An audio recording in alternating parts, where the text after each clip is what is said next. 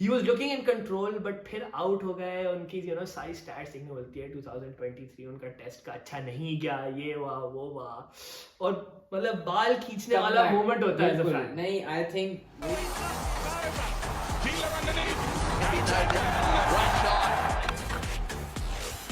पहले दिन के बाद ट्विटर पे बहुत सारे लोगों ने लिखा था कि पाकिस्तान ने जो है बहुत बड़ी फाइट दी है ऑस्ट्रेलिया को, और हम अब ऑस्ट्रेलिया को चैलेंज करेंगे इस टेस्ट मैच पर्थ में।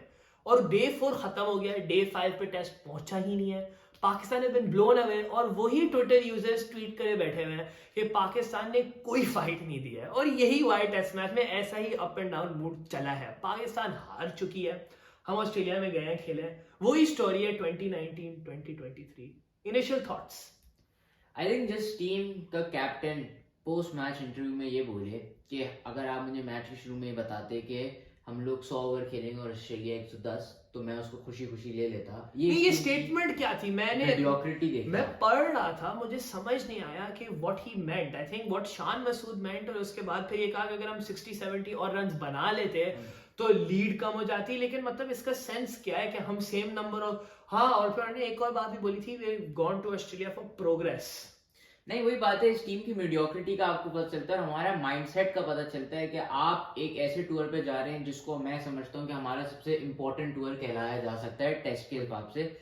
आप इस तरह की मोरल या इस तरह की बॉडी लैंग्वेज शो करके दिखाते हैं कि या तो आप बहुत ही कोई छोटी टीम है या आप में वो फाइट देने की हिम्मत ही नहीं है। यार चलो मानते हैं, मैं कहता हूँ ऑस्ट्रेलिया जो है ना हिस्टोरिकली बहुत ही मुश्किल जगह है। मेरे ख्याल से लास्ट जो ऑस्ट्रेलिया ने 35 टेस्ट खेले हैं होम पर, उसमें से सिर्फ इंडिया ने उनको हराया है। हाँ, आई थिंक साउथ अफ्रीका और इंग्लैंड ने भी उनको ड्रॉ करवाया, लेकिन और किसी ने उनको 35 में नहीं हराया। तो यार मानते हैं कि मुश्किल है, और शायद इसीलिए उन्होंने शान मसूद ने ऐसी स्टेटमेंट दी। मगर कोई फाइट भी कोई बात होती है। एग्जैक्टली देखिए, इंडिया जब आई थी तो इंडिया ने जो सबसे अच्छी चीज वही की थी, उन्होंने फील्डलेस क्रिकेट खेली थी। अभी ऐसा वर्ड है बार बार बोले तो बहुत अजीब सा लगता है। फील्डलेस का मतलब क्या है? Let's define that. I think fieldless के मैं दो एस्पेक्ट पे और उसके बाद हम एक एस्पेक्ट पे आते हैं। उसके फील्डलेस का पहला एस्पेक्ट ये होता है कि आपकी बॉडी लैंग्वेज होनी चाहिए, आप ऊपर से हैं टीम के। Exactly. उसमें बैकफायर ये है कि आपको बैकलैश मिलेगा, और एज अ फैन बेस आपको उसको अग्री करना पड़ेगा कि आपने टीम ने एटलीस्ट एक फाइट पुटअप करने के लिए ऐसा मेंटालिटी तो शो की। और दूसरी चीज जिसपे हम आते हैं वो है कि सुपरस्टार्स आपकी टीम के उस बॉडी लैंग्वेज को कैरी करें मैच के अंदर। आई थिंक ये बिल्कुल आपने जो ना परफेक्ट डेफिनेशन दिया है कि फेयरलेस क्या होता है। आजकल जो है ना फेयरलेस मॉडर्न डे क्रिकेट, जो हमारी जो टीम है, हमारे जो सारे जो सिलेक्टर्स हैं, आप जितनी भी प्रेस कॉन्फ्रेंसेस देखें तो मॉडर्न डे क्रिकेट जो है ना सबकी जबान पे चढ़ गया। अब इसका मतलब क्या है यार, ये भी तो समझने की जरूरत है। हफीज कह रहे हैं हम पॉजिटिव क्रिकेट खेलेंगे, हम पॉजिटिव क्रिकेट खेलेंगे। I agree with you, but I think यही बात है कि पॉजिटिव और मॉडर्न डे क्रिकेट का मतलब नहीं है कि आप जाके अंधाधुन बैट घुमाना शुरू कर दें। जैसे इमामुल हक आउट हुए थे, जिस तरह पता नहीं, तुमने मुझे तस्वीर दिखाई, तुमने कहा बॉल तो यहाँ है और बैट तो यहाँ है, मतलब कहाँ जा रहे हैं वो। तो आई थिंक वही बात है कि इट डजंट मीन कि यू स्लॉग, इट मीन्स कि जहाँ रन स्कोरिंग अपॉर्चुनिटीज है वहां आप जोर से मार के रन बनाए, क्योंकि वही बात है कि आप क्रीज पे खड़े होके क्या कर लेंगे। एग्जैक्टली, बिल्कुल नहीं, सही बात है। और अगर जैसे मैंने बात की सुपरस्टार्स की, तो हम देखते हैं बॉलिंग इस पैक को लीड करना था शाहीन शाह अफरीदी ने। उनके लिए प्रॉब्ली सबसे डिफाइनिंग वर्ड था एज अ टेस्ट बॉलर। उनका पेस 135 से ऊपर नहीं जा रहा। बाबर का बैट नहीं चल रहा, दोनों इनिंग में he was under 30, not that great. उसके बाद आपके मिडिल ऑर्डर में सरफराज के रन नहीं हुए। तो ये मैं कहता हूँ इस टीम के सबसे एक्सपीरियंस टेस्ट कैंपेनर्स हैं, तीनों ने परफॉर्म नहीं किया। और उसके साथ टॉप अप करने के लिए शान मसूद ने फील्डलेस क्रिकेट को एक अलग लेवल पे ले जाके खेला। उनको उनकी बैटिंग करते हुए आपको एहसास हो रहा था कि उसको पक्का पता था कि मैं ज्यादा देर टिक नहीं पाऊंगा, तो जो रन उठा सकता हूँ उठा लेता हूँ जल्दी से। लगता था वो जो आने वाली T20 सीरीज की जो सिलेक्शन होने वाली है ना, वो अपना केस पहली इनिंग में टेस्ट मैच में बनाने होते रहे थे। बिल्कुल। Although I can understand you trying to get on top of the bowlers. जब वही हमने बात की कि एक वो लिमिट होती है, और वो लिमिट फाइंड करने की बहुत जरूरत है। जैसे ऑस्ट्रेलिया अपनी लिमिट फाइंड करता है। हाँ, प्लेयर्स लाइक इमामुल हक शायद वो क्रिकेट ना खेल पाए, लेकिन उसका मतलब नहीं है कि वो रन भी ना करें। मतलब वो बिल्कुल बस क्रीज पे टिक जाए और कहे कि हम रन नहीं करेंगे। जैसे उस्मान ख्वाजा भी स्लो खेलते हैं, बट वो रन तो करते हैं, वो मारते तो हैं जहाँ पे बॉल अपॉर्चुनिटी मिलती है। बट जैसे तुमने कहा बिग स्टार्स का समझ नहीं आ रही यार, बाबर आजम को क्या हो गया? अब तो कैप्टनसी तो कैप्टनसी भी नहीं कर चलो मे बी एक मैच है, let's give him the whole series. मतलब बाबर आजम हम सबको बहुत ही ज्यादा पसंद है as a player, as an individual. He was looking in control but फिर आउट हो गए। उनकी सारी स्टैट्स देखने मिलती है 2023 उनका टेस्ट का अच्छा नहीं गया, ये हुआ वो हुआ, और मतलब बाल खींचने वाला मोमेंट होता है एज अ फैन। नहीं, आई थिंक वही है कि जिस तरह का डाउनफॉल आ रहा है, आई होप कि उससे दुगना उनका कमबैक हो, क्योंकि he deserves it और he can। मतलब he can, but it's just यार सब कहते हैं कि कोहली का भी हुआ था, लेकिन यार कोहली का इतने सालों बाद हुआ था यार। Exactly, नहीं कोहली बाबर वाली कंपैरिजन तो आप छोड़ दें अभी, तो Babar just needs to focus on being Babar is Babar, yes। Exactly, उसके बाद हम बाकी आगे की चीजें देखेंगे। बिल्कुल आगे चलते हैं। उसके बाद एक जो आखिरी चीज है वो ये है कि हमने अब जब बहुत अपनी फेयरलेस वर्ड यूज किया, हम क्या तुम समझते हो हम अपने शेल में चले गए थे पहली इनिंग के अंदर, जब हमने बहुत ज्यादा स्लो खेला? क्योंकि अगर 100 ओवर खेलने की कोई ट्रॉफी है तो दे दो इनको, क्योंकि मुझे तो नहीं लगता उससे कोई फर्क पड़ता है। नहीं, आई थिंक टेस्ट मैच का आउटकम देख लें, अगर हमने 100 ओवर खेला और ने 110 खेले, लेकिन कहीं भी may be other than day 1 हम मैच में थे ही नहीं। और डे 4 में तो हमने लिटरली कह दिया हमें एक और दिन आना ही नहीं है, हम जो प्रैक्टिस मैच खेलने हैं उसके लिए ज्यादा रेस्ट ले लें, ये लग रहा था बिल्कुल। बट लाइक आई थिंक कि हाँ फर्स्ट इनिंग्स मतलब मैंने पूरा देखा first day, and I think हाँ हमने स्लो खेला पहली इनिंग में, बट मतलब सॉरी डे 2 में हमने स्लो खेला, बट पिच मुश्किल भी थी। आई थिंक ऑस्ट्रेलियन बॉलर्स ने एक जो कहते हैं ना 6 to 8 मीटर लेंथ, उसमें बहुत अच्छे बॉलें मारी, बॉल स्विंग भी हो रही थी, सीम भी हो रही थी। हाँ हम थोड़े शेल में हो गए थे, बट हमने जो बुरी बॉलें भी आई, जो जैसे विथ की बॉलें थी, जो वार्नर ख्वाजा हेड मारते हैं, वो भी हमने नहीं कोशिश की। और यार वहीं पे होता है कि आप बॉलर को 2-3 चौके मारे तो उसकी लाइन वो बैकफुट पे जाता है, उसकी लाइन एंड लेंथ हटती है, और उससे एक डोमिनो इफेक्ट वहां पे चलता है। वो डोमिनो इफेक्ट नहीं हुआ, और इसीलिए हम अपने शेल में एक तरह से आ ही गए थे। और फिर विकेटें गिरी तो लाइन से विकेटें गिरी, और विकेटें गिरी बहुत सारी, तो वो तो हम बात करते हैं कैसी गिरी। लेकिन इन सारी विकेटों में बहुत ऐसी विकेट जिसका तस्करा हुआ हर जगह सोशल मीडिया पे, वो थी सरफराज अहमद की विकेट, कि सरफराज को नहीं खिलाना चाहिए था, रिजवान को खिलाना चाहिए था, ये वो। थोड़ी तुम बात करो, फिर मैं निकाल दो सबको, निकाल दो, यही कर लो। I think it's such a hot topic media में, फैंस में। I think Rizwan is everyone's favourite, so is कप्तान। लेकिन I think the thing with Sarfaraz is के आई थिंक उनकी कीपिंग उनको बहुत नेगेटिवली इफेक्ट कर रही है। आप कीपर है, आपको कीपिंग तो करनी है, बैटिंग सेकंड आती है, ऑब्वियसली आपको बैटिंग भी करनी है, बट आपकी कीपिंग फ्लॉलेस होनी चाहिए।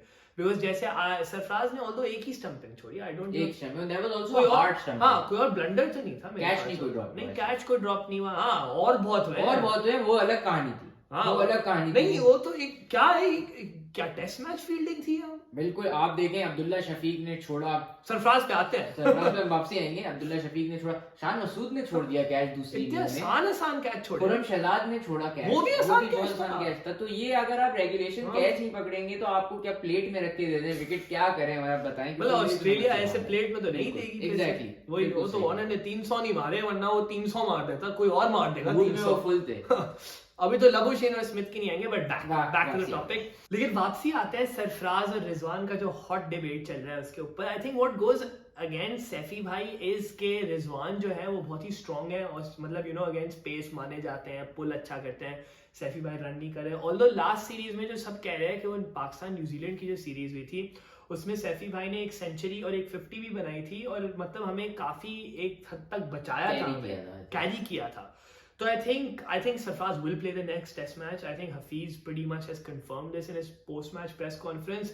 But क्या opinion है? यार आई थिंक क्रिकेट में जो एक बहुत बुरी चीज शुरू हो गई है ना, वो है पीआर के एजेंडे। आप देखें जैसे ही एक प्लेयर चलता है या फ्लॉप होता है, वहाँ सोशल मीडिया पे जैसे हमने अहमद शहजाद का देखा, एक डॉक्टर्ड कैंपेन स्टार्ट हो जाती है कि यहाँ से स्टैट्स निकाल के ले आओ to make them look bad, यहाँ से उठा के ले आओ, और लोग उसमें अपनी अकल इस्तेमाल करना भूल जाते हैं।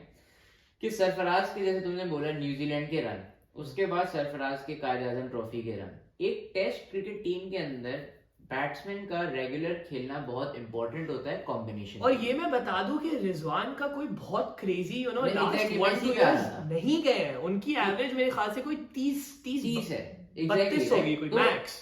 अब उसके बाद आप ऐसे प्लेयर को कैसे ड्रॉप कर सकते हैं? या तो चले आप ड्रॉप कर दें और फिर वो अगर उसके बाद रिजवान रन नहीं करेगा तो फिर मैं बताऊं प्रो सरफराज वाले उस पर चढ़ जाएंगे। एग्जैक्टली। तो वही बात है कि हर इंटरनेट पे ग्रुपिंग हो गई है और उसमें लोग रियलिस्टिकली सिनेरियो पाकिस्तान की तरफ से नहीं देखते, प्लेयर की तरफ से देखते। मेरे हिसाब से लॉजिकली सरफराज की जगह बनती है अगले टेस्ट मैच तक। अगर उसके बाद वो नहीं चलते, that's where you draw the line and you bring in. यार जिसको करना है वो जैसे हम कर रहे हैं लॉजिकल आर्ग्यूमेंट है ना, ये थोड़ी कि सरफराज की कोई जगह ही नहीं थी, ये तो मतलब फैक्ट है कि सरफराज की जगह बनती है।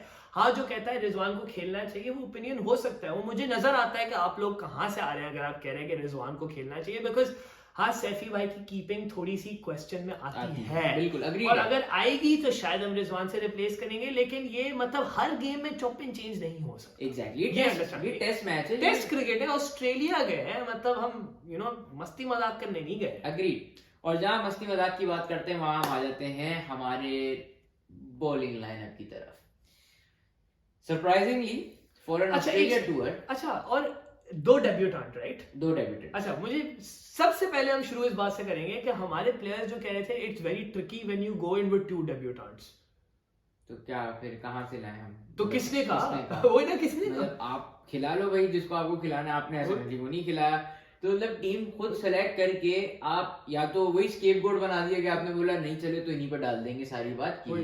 बट वही मैं कहूंगा स्टिल सरप्राइजिंगली हमारी bowling might be a good positive जो हमारे दोनों debutantes exactly those were the biggest positive in the game. Both the debutants played well. मतलब I don't think it's tricky when you go, well obviously it is tricky but I thought they're the ones who did well.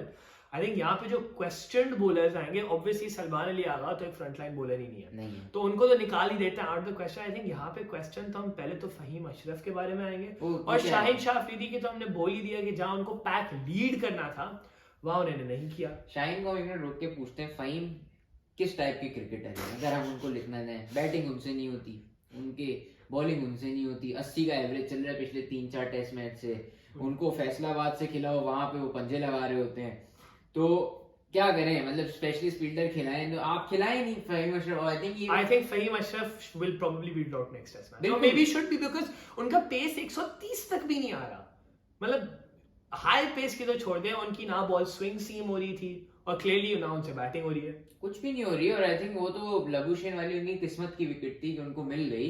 But वही बात है कि फहीम तो और आगा सलमान को भी दोनों I think were horrendous for us. Agha Salman stock bowler की तरह खेल रहे थे, जबकि आप देखें on the other side Lyon ने ऐसी बाउंसी पिच पे स्ट्राइक बॉलर बन के दिखाया ऑस्ट्रेलिया के लिए। यही फर्क होता है एक जेन्युइन स्पिनर के साथ ले जाने में। हाँ, 5 विकेट लिए उन्होंने। अब हम आते हैं खुरम शहजाद की तरफ। I think he was the pick of our bowlers.